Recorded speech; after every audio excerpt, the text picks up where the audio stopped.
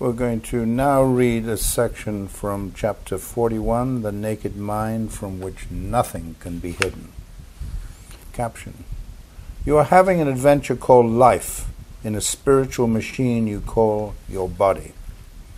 The first Q-Link A question and answer service, a worldwide satellite relay, started its broadcast service, offering immediate answers to any question on any topic as long as it was in the present or past time.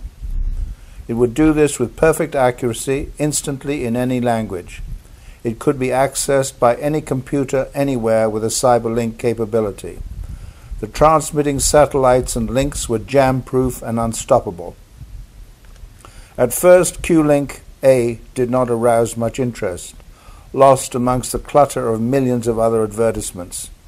But after a few people, including a newspaper reporter, picked up on the site and, to their absolute amazement, found that yes, literally any question related to present or past was answered immediately and with absolute verifiable accuracy.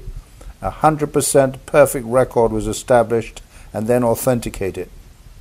The news of the service was picked up by other news agencies and rebroadcast worldwide in every major newscast and e-newspaper. Then the rush really started. The service remained as advertised, precise, immediate, and accurate. This incredible source had the power to penetrate any government top-secret documents. Nothing could be hidden from it, absolutely nothing at all. All kinds of irregularities and outright illegal activities were immediately traced back to the highest levels of government worldwide.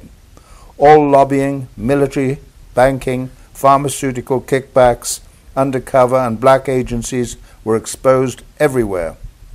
Everything everywhere was laid bare to the world. Nothing could be hidden from its scrutiny. Within a week, the site had over 2 million hits a day.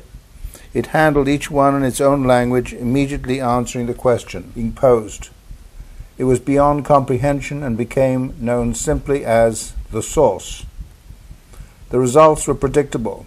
The military, bureaucracy, government agencies, and all the secret activities they were all involved in was for the first time exposed to the light of public scrutiny. The outright theft of public money as payoffs, secret memos, and top-secret orders became the front-line headlines. The list was endless. Governments everywhere in turmoil. Nobody could turn it off or in any way block the transmissions. The 3-kiloton tactical nuclear-guided missile was launched from a submarine somewhere in the deeps in the Pacific Ocean. Its presence, heading, and probable targets were not recognized until too late. No countermeasures were available. The target was a sea house. ETA 2 minutes and 32 seconds. Not enough time to get at the guidance mechanism or dud the fissile material of the weapon. 3 further shells were added to the 30-mile Tesla shield that extended in concentric hemispheric domes over the sea house.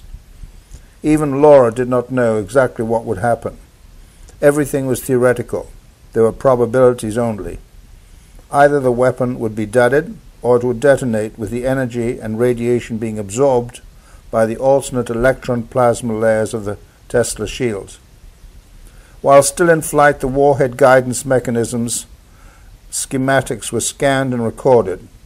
The launch submarine's position was reverse plotted to its last known position and coordinates. The ocean in that proximity was searched for any concentration of human mental radiation. There was only one source, a Chinese nuclear submarine, the Mayo, with a crew complement of 95. A scan of the captain's memory confirmed the launch. The source of the order was seen as an eyes-only coded message. This was recorded and its source verified. The government naval attaché who had written that order was located and his source again verified. The chain was now linked in reverse until a memo was reached from the UN in New York, authorizing the attack. The names on the council who had voted in favor of the nuclear attack were recorded, along with their photographs and profiles. In all, 51 humans in the bureaucratic and political hierarchy had been involved in ordering the submarine to fire that cruise missile at the family home.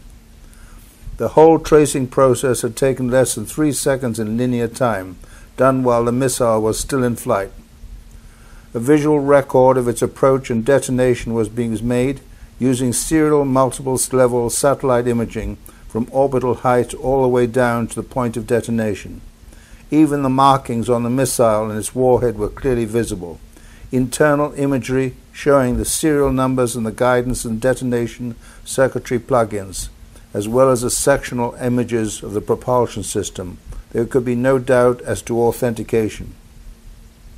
The nuclear explosion was enormous. The energy and radiation released was immediately drained and absorbed by the plasma shields that dissipated it all within minutes. Everybody was safe, just scared silly. Within seconds, Source laid out the visual documented proof of the attack for the world to see, its origin and planners, together with the support photographs of the missile's launch and its detonation. It ran a simple message. Each one of the 51 persons involved in this crime were now themselves receiving a terminal radiation dose of poisoning. There would be no escape for them. The same fate was now taking place on the launch submarine, the Mayo. Its nuclear reactor was already flooding the crew with lethal doses of gamma radiation. The submarine's automatic pilot would take the vessel home to Shanghai, the naval base it had shipped out from, with its dead crew. You can watch its progress and arrival on this source link. What does the world think about this attack and my response to it? Email it in. I will now start with a topic that will be of interest to all who hear it. Check it out every way you can. Remember, trust nothing, believe nothing, test everything, always. Laura.